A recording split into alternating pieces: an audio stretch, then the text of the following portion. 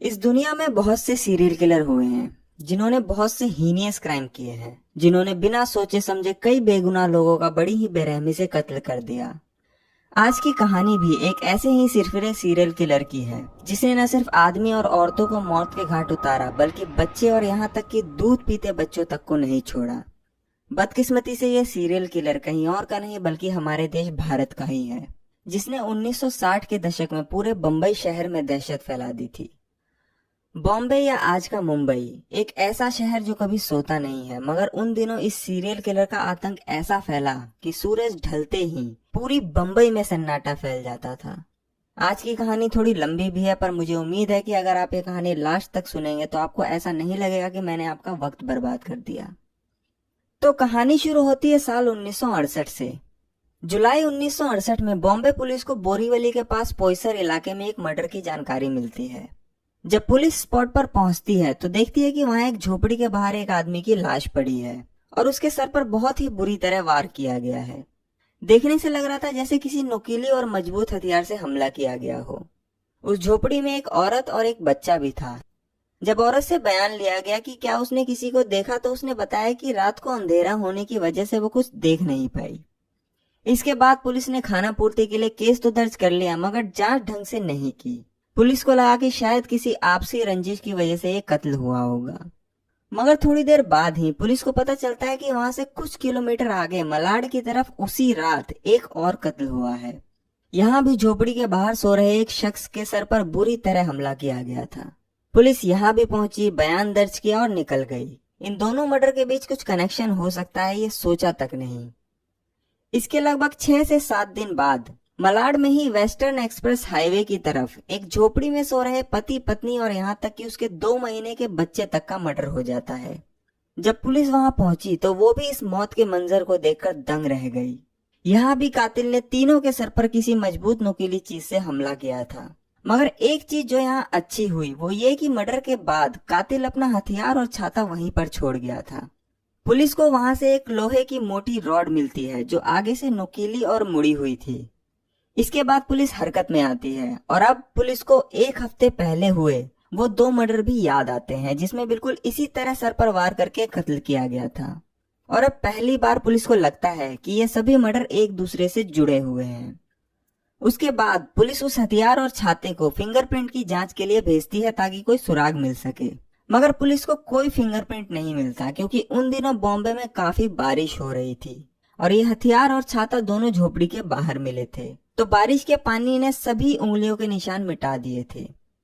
इधर एक ही परिवार के 3 लोगों के मर्डर ने पूरे इलाके में दहशत फैला दी, जिसकी वजह से पुलिस के ऊपर भी काफी प्रेशर आया। अब बॉम्बे पुलिस ने कातिल को ढूंढना शुरू किया, मगर कोई फायदा नहीं हुआ और इस घटना के 4-5 दिन बाद ही कांदीवली के हनुमान नगर इलाके में ठीक उसी तरह रात के समय एक स्कूल टीचर का कत्ल हो जाता है। इसके बाद एक एक करके कई कत्ल हुए, मगर पुलिस को कातिल का कोई सुराग नहीं मिला। अब तक जितने भी कत्ल हुए थे उन सभी में 3 बातें कॉमन थी। पहला कि सभी का मर्डर रात को 1 बजे से 4 बजे के बीच हुआ था। जितनी भी लाशें मिली उनमें से किसी का भी मर्डर दिन के वक्त नहीं हुआ था। दूसरा कि सभी को मारने का तरीका एक जैसा था, सभी के सर पर उस नुकीले हथियार से हमला किया गया था। और तीसरा कि सभी मरने वाले गरीब और झोपड़पट्टी में रहने वाले थे, जिसका मतलब था कि इन सब हत्याओं के पीछे किसी सीरियल किलर का हाथ है। इन सभी घटनाओं की वजह से पूरे बॉम्बे में इतना आतंक फैल गया कि शाम होते ही सभी दुकानें, पार्क, रेस्टोरेंट और सभी तरह के मार्केट बंद होने लगे। कभी न रुकने वाली बम्बई में भी शाम ढलते ही सन्नाटा फैल जाता था। अंधेरा होते ही लोग अपने घर की खिड़कियां, शीशे, दरवाजे सब बंद कर लेते। लोगों ने घरों के बाहर या फिर बालकनी में भी सोना बंद कर दिया था। कई लोगों ने अपने परिवार की रक्षा करने की जिम्मेदारी खुद ही उठाई और शाम होते ही घर के सारे मर्द लाठी और डंडा लेकर पूरी रात ग्रुप में घूमते। मगर इसकी वजह से एक गड़बड़ ये हुई कि जब भी इन लोगों को कोई अकेला भिखारी उस इलाके में घूमता नजर आता और उस पर थोड़ा सा भी शक होता तो वो उसकी पिटाई कर देते, जिसकी वजह से कई बेगुनाह लोग मरते मरते बचे। कई बार तो पुलिस को बीच में आना पड़ता भीड़ को रोकने के लिए। मगर इन सब के बाद भी कोई फायदा नहीं हुआ और एक के बाद एक कत्ल होते रहे। ना तो किसी ने कातिल को आते देखा और ना ही जाते। वो चुपचाप अंधेरे में आता, अपना शिकार करता और निकल जाता।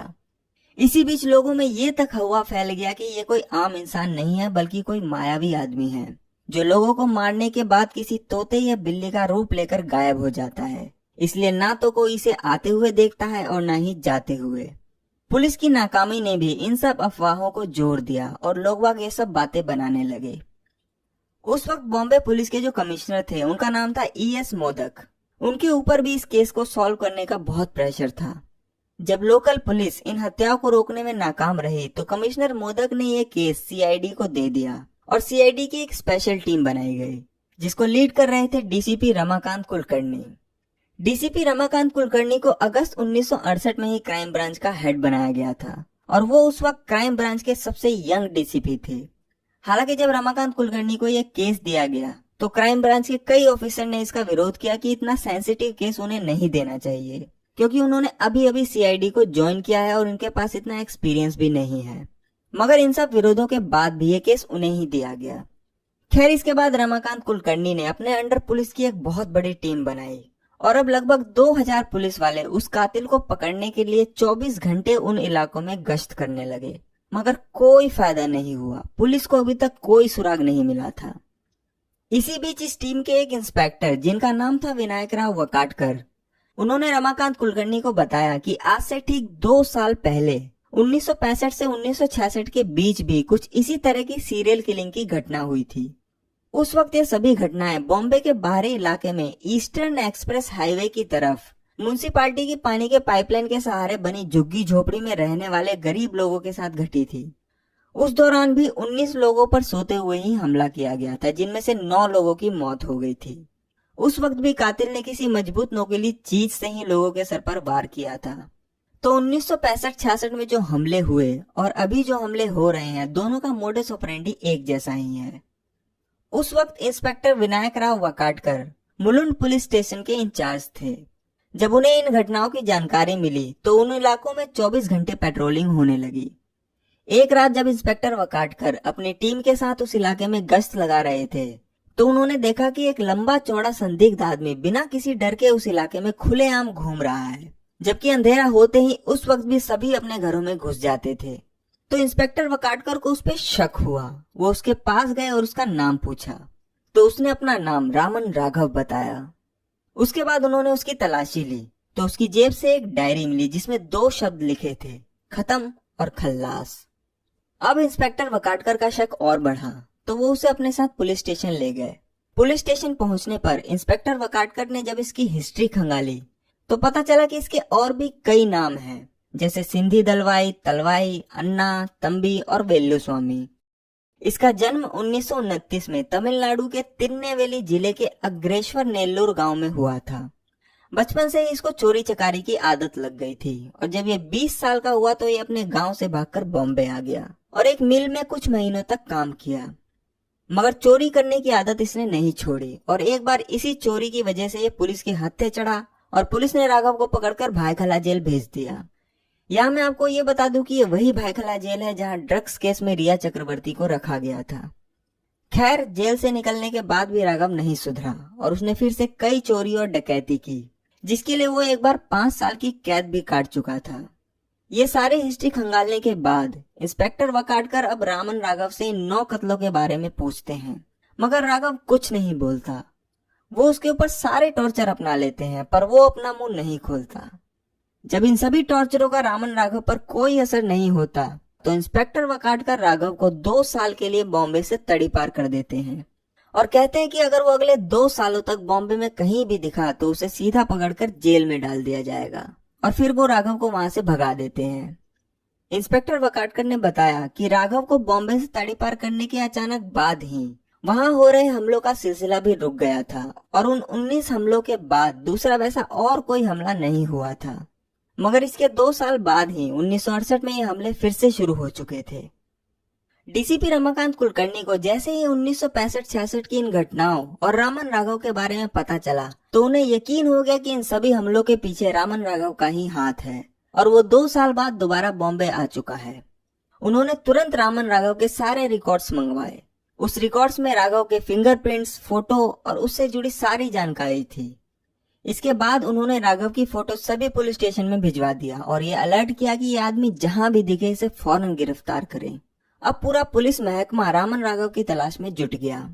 इसी बीच राघव ने 25 और 26 अगस्त 1968 की रात में मलाड की चिंचोली में लालचंद यादव और दुलार यादव नाम के 2 लोगों का मर्डर और कर दिया।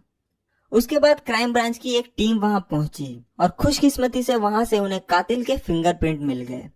उसके बाद इन फिंगरप्रिंट्स को रामन राघव की फाइल से मैच किया गया और ये दोनों फिंगरप्रिंट्स मैच हो गए। अब ये कंफर्म हो गया था कि ये जो सीरियल किलिंग के मामले इतने दिनों से चल रहे हैं उसमें रामन राघव का ही हाथ है। मगर राघव गायब था और पुलिस ने अपने सारे घोड़े खोल दिए उसे ढूंढने के लिए। बॉम्बे की हर पुलिस अपने हाथों में राघव की फोटो लेकर पूछताछ कर रही थी, मगर कोई कामयाबी नहीं मिली। एक बार पुलिस राघव को ढूंढते ढूंढते पोईसर के बाहरी इलाके में पहुंची। वहां जब पुलिस ने ये फोटो मंजुला बाई दलवी नाम की एक औरत को दिखाई तो वो ये फोटो देखते ही उसे पहचान गई। वो बोली कि ये तो अन्ना है और आज सुबह ही उसने उसे देखा था जब वो कुएं से पानी भरने गई थी। पुलिस ने जैसे ही मंजुला बाई की ये बात सुनी उनकी आंखें चमकने लगी। उसके बाद पुलिस ने जब उससे पूछा कि उसे पता है कि राघव कहाँ रहता है तो उसने कहा कि ये तो मुझे मालूम नहीं कि वो कहाँ रहता है, मैंने आज खुद कई दिनों बाद अन्ना को यहाँ देखा था। फिर पुलिस ने उससे पूछा कि जब उसने राघव को देखा तो उसका हुलिया कैसा था और उसने कैसे कपड़े पहन रखे थे। तो मंजुला बाई ने बताया कि आज सुबह जब उसने अन्ना को देखा तो उसने एक नीली शर्ट, खाकी रंग की हाफ पैंट और ब्राउन कलर के कैनवास के जूते पहन रखे थे और हाँ, अन्ना के हाथ में एक छतरी भी थी। बॉम्बे पुलिस को जैसे ही ये जानकारी मिली उसने फौरन ही वायरलेस के जरिए सभी पुलिस स्टेशन में ये मैसेज फैला दिया कि अगर इस हुलिये का कोई भी संदिग्ध आदमी दिखे तो उसे फौरन गिरफ्तार करें। पुलिस उस पूरे दिन और रात भर उन एरिया की खाक छानती रही जहां राघव को आखिरी बार देखा गया था, मगर राघव उन्हें नहीं मिलता। अगले दिन 27 अगस्त 1968 को एलेक्स फियालो नाम के एक सब इंस्पेक्टर को एक आदमी नीली शर्ट, खाकी हाफ पैंट और ब्राउन कलर के जूते पहने भेंडी बाजार के आसपास घूमता हुआ दिखता है। उसके हाथ में एक छतरी भी थी जो कि गीली थी और उसके जूतों में कीचड़ लगा था। इसका मतलब था कि वो कहीं दूर से आया है जहां बारिश हुई थी, क्योंकि उस दिन भेंडी बाजार के आसपास कोई बारिश नहीं हुई थी। तो सब इंस्पेक्टर एलेक्स फियालो को लगता है कि यही रामन राघव है, मगर फिर भी वो एक बार उसे पास जाकर कंफर्म करना चाहते थे, क्योंकि जरूरी नहीं है कि ऐसे कपड़े सिर्फ रामन राघव ही पहने। जब सब इंस्पेक्टर एलेक्स फियालो उसके नजदीक जाते हैं तो देखते हैं कि उसके कपड़ों पर कुछ खून के छींटों के निशान हैं। उसके बाद वो उसकी तलाशी लेते हैं तो उसके पास से 2 चश्मे, 2 कंघे, 2 कैंचिया, एक अगरबत्ती जलाने का स्टैंड, साबुन, लहसुन, चाय की पत्ती और 2 कागज मिलते हैं जिसमें कुछ नंबर लिखे हुए थे। फिर सब इंस्पेक्टर उसका नाम पूछते हैं तो वो बोलता है सिंधी दलवाई। एलेक्स फियालो को याद आता है कि रामन राघव का एक नाम सिंधी दलवाई भी है। उसके फौरन बाद वो उसको अपने साथ पुलिस स्टेशन चलने को कहते हैं। राघव बिना कोई विरोध किए चुपचाप उनके साथ चल देता है। पुलिस स्टेशन पहुंचने के बाद एलेक्स फियालो अपने सीनियर को इसकी जानकारी देते हैं। ये सुनते हैं कि रामन राघव पकड़ा गया है, फौरन क्राइम ब्रांच के लोग वहां पहुंच जाते हैं और सबसे पहले उसकी उंगलियों के निशान लेते हैं और फिर मलाड चिंचोली मर्डर स्पॉट से मिले फिंगरप्रिंट से मिलान करते हैं। ये दोनों फिंगरप्रिंट मैच हो जाते हैं और दोनों फिंगरप्रिंट मैच होते ही उसी दिन 27 अगस्त 1968 को सीआईडी ऑफिशियली रामन राघव की गिरफ्तारी की खबर रिलीज कर देती है। तो इतने दिनों से जिस सीरियल किलर ने पुलिस की नाक में दम कर रखा था, फाइनली वो अब पुलिस के कब्जे में था। इसके बाद रामन राघव के पकड़े जाने की खबर जंगल की आग की तरह लोगों में फैलती है। उसी दिन शाम होने तक तकरीबन 2000 से भी ज्यादा लोग बॉम्बे पुलिस कमिश्नर और क्राइम ब्रांच के ऑफिस के बाहर जश्न मनाने लगते हैं। रामन राघव की गिरफ्तारी से पुलिस कमिश्नर ES मोदक इतने खुश होते हैं कि वो सब इंस्पेक्टर एलेक्स फियालो को 1000 रुपए का इनाम देने की घोषणा कर देते हैं। अब रामन राघव तो पकड़ा गया, मगर पुलिस और क्राइम ब्रांच के सामने चैलेंज ये था कि उसका गुनाह कैसे कबूलवाया जाए, क्योंकि 2 साल पहले भी जब उससे पूछताछ हुई थी तो उसने अपना मुंह नहीं खोला था। खैर, इसके बाद उससे पूछताछ शुरू हुई और उससे कई सवाल पूछे गए, मगर वो चुपचाप बैठा रहा। पुलिस को पता था कि इस पर मारपीट का भी कोई असर नहीं होने वाला, इसलिए उन्होंने प्यार से भी उसे अपना गुनाह कबूल करने को कहा, मगर वो कुछ नहीं बोला। राघव का इंटेरोगेशन करते करते 2 दिन बीत गए। पुलिस ने उसके साथ सारे हथकंडे अपना लिए, मगर उसने अपना मुंह नहीं खोला। आखिर में थक हार कर किसी पुलिस वाले ने उससे ऐसे ही पूछ लिया कि अगर उसे कुछ चाहिए तो वो बताए। रामन राघव बिना एक पल गवाए 2 दिन बाद पहली बार बोला, मुर्गी। उसके बाद वहीं पास के एक होटल से उसके लिए चिकन करी मंगाई गई और उसे दी गई। राघव ने प्लेट चाट चाट कर चिकन खाया और कुछ मिनटों में ही सारा खत्म कर दिया। उसके बाद उससे फिर पूछा गया, और कुछ चाहिए? तो वो दोबारा बोला, मुर्गी। फिर उसके लिए दोबारा चिकन मंगाया गया और चिकन खत्म होने के बाद एक बार फिर उससे पूछा गया कि उसे और कुछ चाहिए तो बता दे। तो वो बोला उसे नारियल का तेल, कंघी और शीशा चाहिए और एक वेश्या भी चाहिए, वो उसके साथ सोना चाहता है। मगर उसकी वेश्या वाली ख्वाहिश को मना कर दिया गया क्योंकि कानून इसकी इजाजत नहीं देता। मगर हाँ, उसके लिए नारियल तेल, शीशा और कंघे का जरूर इंतजाम किया गया। उसके बाद उसने वो नारियल तेल अपने बालों में लगाया और फिर उस तेल से पूरे शरीर की मालिश की और उस तेल की खुशबू की तारीफ भी की। इसके बाद उसने कंघे से अपने बाल बनाए और शीशे में बहुत देर तक खुद को एक हल्की सी मुस्कुराहट के साथ देखता रहा। थोड़ी देर बाद वो पुलिस की तरफ मुड़ा और बोला कि अब पूछो जो भी आपको मुझसे पूछना है। उसके बाद पुलिस ने शहर में हो रहे मर्डर के बारे में पूछा तो राघव बोला, ठीक है, मैं आपको सब कुछ बताता हूँ। और रामन राघव ने अपनी कहानी शुरू की। वो बोला कि 2 साल पहले 1966 में जब उसे बॉम्बे से तड़ी पार किया गया था तो वो वहां से पुणे की तरफ चला गया और वडगांव, देहू और तलेगांव नाम की जगहों पर चोरी चकारी का काम शुरू कर दिया। तलेगांव में एक बार वो एक चाय की दुकान पर गया और उसने वहां एक कड़क प्योर दूध की चाय बनाने को कहा, मगर चाय वाले ने उसकी चाय में दूध कम और पानी ज्यादा डाल दिया। इस बात पे उसे बहुत गुस्सा आया और उसी वक्त उसने उस चाय वाले का मर्डर करने का फैसला कर लिया। शाम को जब चाय वाला दुकान बंद करके अपने घर जाने लगा तो वो भी उसका पीछा करने लगा। मगर इसी बीच वहां पुलिस आ गई और पुलिस ने उसे एक चोरी के केस में पकड़ लिया और फिर 1.5 साल के लिए वडगांव जेल भेज दिया। राघव ने बताया कि जब वो 1.5 साल बाद जेल से बाहर आया तो वो वहां से ट्रेन पकड़कर कर्जत महाराष्ट्र आ गया और फिर कुछ दिन कर्जत में बिताने के बाद वो जुलाई 1968 में बोरीवली बॉम्बे पहुंचा। इसके बाद उसने वहां पर अगले कुछ दिनों तक कई छोटी मोटी चोरी की। एक दिन जब वो दहिसर पुल के पास से गुजर रहा था तो उसे हार्डवेयर की दुकान के सामने एक मोटरसाइकिल का हैंडल पड़ा हुआ मिला। वो उसे उठाता है और जोगेश्वरी में एक लोहार के पास लेकर जाता है और कहता है कि उसे इस लोहे की रॉड को सीधा करके आगे से थोड़ा मोड़ के हुक जैसा और नोकीला करवाना है। वो जैसा बोलता है लोहार उसे वैसा ही बना देता है। फिर वो अपना हथियार लेकर वहां से चल देता है। उसके 1-2 दिन बाद एक रात जब वो पोईसर में घूम रहा था तो उसने देखा कि एक झोपड़ी के अंदर एक औरत और उसका बच्चा सो रहा था और एक आदमी झोपड़ी के बाहर सो रहा था और चारों तरफ बिल्कुल अंधेरा था। फिर वो उस आदमी के पास गया और उसके सर पर अपने हथियार से एक जोरदार वार किया। वो आदमी दर्द से चिल्लाने लगा तो उसने उसके सर पर फिर से वार किया और तब तक वार करता रहा जब तक उसकी मौत नहीं हो गई। मगर इतने में घर के अंदर सो रही औरत जाग गई और ये देखकर वो चिल्लाने लगी तो वो वहां से भाग गया। भागते भागते वो वहां से मलाड की तरफ पहुंचा। उस वक्त रात के करीब 3 बज रहे थे। मलाड में एक झोपड़ी के बाहर खाट पर उसे एक आदमी सोता हुआ मिला। उसके बाद वो उसके करीब गया और उसने उस सोते हुए आदमी के सर पर अपने हथियार से एक के बाद एक कई वार किए। उस आदमी की वहीं मौत हो गई। जब उस आदमी की मौत हो गई तो उसने उसकी घड़ी उतारकर खुद पहन ली। फिर वहां से उसने एक टॉर्च, एक छाता, कुछ मूंगफली और एक झोला उठाया और मलाड के जंगलों की तरफ भाग गया। उस झोले में से उसे कुल 262 रुपए मिले थे। राघव ने बताया कि इसके कुछ दिनों बाद जब वो एक रात मलाड के वेस्टर्न एक्सप्रेस हाईवे की तरफ से गुजर रहा था तो उसे एक सुनसान जगह पर एक झोपड़ी दिखी। वो पीछे की तरफ से झोपड़ी के ऊपर चढ़ गया और ऊपर से झोपड़ी के अंदर झांकने लगा।